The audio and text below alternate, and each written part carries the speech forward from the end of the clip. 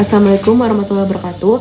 Perkenalkan, nama saya Nazar Mulia, NPM 230826013. Hari ini saya akan membawakan presentasi mengenai blok respiratori yang berjudul pneumonia. Jadi pneumonia ini adalah peradangan paru-paru yang disebabkan oleh infeksi virus, bakteri, ataupun jamur. Kondisi ini umumnya ditandai dengan batuk berdahak, sesak napas, ataupun demam. Pneumonia biasanya cepat memburuk bila terjadi pada bayi, anak-anak, lansia, ataupun orang dengan daya tahan tubuh yang lemah. Penyebab pneumonia ini biasanya dapat disebabkan oleh infeksi virus, bakteri, dan juga jamur. Penularan kuman tersebut bisa terjadi ketika seseorang tidak sengaja menghirup percikan air liur ataupun droplet saat penderita pneumonia batuk, bersin, ataupun berbicara.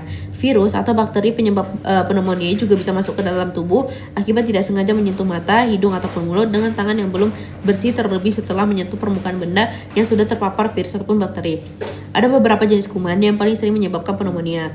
Yang pertama itu bakteri, misalnya tuh kayak Streptococcus pneumonia, Mycoplasma pneumonia, Chlamydophila pneumonia, dan juga Legionella pneumophila. Untuk virus itu ada rhinovirus, virus corona, virus influenza, terus ada human metapneumovirus ataupun HMPV, dan juga respiratory syncytial virus ataupun RSV. Untuk jamur itu biasanya ada Pneumocystis jirovecii, terus ada juga Coccidioidomycosis, histoplasmosis, dan juga Cryptococcus. Untuk faktor resikonya itu biasanya ada bayi atau anak usia di bawah 2 tahun, terus ada lansia di atas 65 tahun, pasien di rumah sakit terutama yang menggunakan alat bantu pernapasan ataupun ventilator, penderita penyakit kronis misalkan asma, cystic fibrosis, emfisema, penyakit paru obstruktif kronis ataupun PPOK, dan juga penyakit jantung. Setelah itu orang dengan gangguan otak yang mempengaruhi kemampuan menelan seperti penderita demensia, stroke, ataupun penyakit Parkinson, perokok aktif maupun pasif, bercandu alkohol, atau penggunaan narkoba.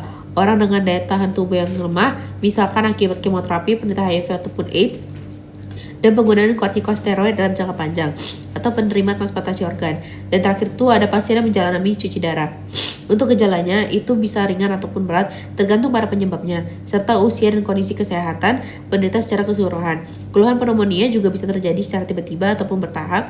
Gejala yang umumnya dialami penderita pneumonia adalah demam tinggi, berkeringat ataupun menggigil, sesak napas terutama saat beraktivitas, sakit kepala dan jantung cepat, mual atau muntah, diare, nyeri dada ataupun nyeri perut, terlebih ketika batuk atau menarik napas dalam, batuk kering atau batuk dengan dahak berwarna hijau, hilangnya nafsu makan, nyeri otot, dan juga sangat lelah.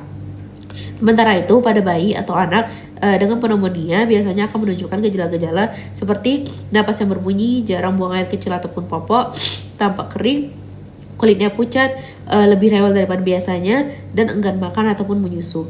Untuk pemeriksaan penunjangnya itu yang pertama ada pulse oximetry, itu untuk mengukur kadar oksigen dalam darah. Lalu ada tes darah, itu untuk mencari tanda-tanda infeksi dan menentukan jenis kuman penyebab pneumonia.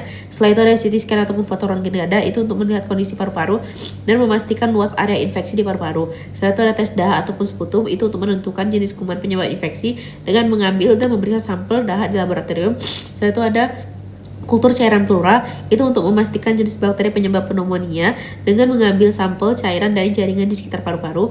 Ada juga bronkoskopi, itu untuk memastikan adanya penyumbatan atau gangguan lain pada saluran pernapasan. Ada juga analisis gas darah, itu untuk memeriksa fungsi organ paru dalam penukaran oksigen dan juga karbon dioksida. Dan ini juga ada pada thorax, itu dia dijumpai gambaran air bronchogram. Setelah itu untuk tata laksana ya, itu ada antibiotik seperti Apotik XL tablet, Ersambe kapsul, Miyak tablet, ataupun Zitrolic kapslet untuk mengatasi pneumonia yang disebabkan oleh infeksi bakteri. Untuk antivirus itu biasanya Tamiflu atau Rapivab untuk mengobati pneumonia akibat infeksi virus. Untuk anti jamur seperti Govazol kapsul, Sporacid tablet, atau Zemi kapsul untuk mengatasi pneumonia akibat infeksi jamur. Untuk obat batuknya itu misalkan Activate expectorant sirup, terus ada juga Decadril expectorant sirup, Siladex mucolytic expectorant sirup, atau Woods peppermint expectorant sirup untuk meredakan batuk berdahak. Untuk analgesik dan antipiretik seperti Bavec tablet, Event tablet, Panadol kaplet, atau Proris kaplet untuk meredakan demam dan juga nyeri. Untuk komplikasinya itu ada infeksi aliran darah seperti bakteremia ataupun sepsis, ada juga abses paru-paru ataupun emphysema, cairan di sekitar paru-paru ataupun infeksi pleura, dan gagal napas atau acute respiratory distress syndrome ataupun ARDS. Dan ini adalah beberapa referensi yang saya gunakan. Mohon maaf bila ada salah kata. Semoga presentasi ini bermanfaat untuk semuanya. Bila itu hidayah. Wassalamualaikum warahmatullahi wabarakatuh.